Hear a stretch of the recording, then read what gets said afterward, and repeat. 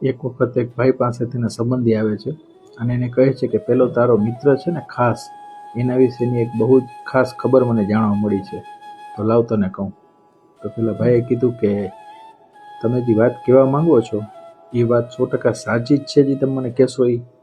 તો પેલા સંબંધી કીધું કે ના, સાચી છે એવું તો નહીં કહી શકું, મેં પણ સાંભળી છે. તો પેલા ભાઈ કીધું ઊભા રહ્યો, તમે જે વાત મને હવે કહેવા માંગો છો તે વાતથી મને કંઈ ફાયદો થાય એવો છે?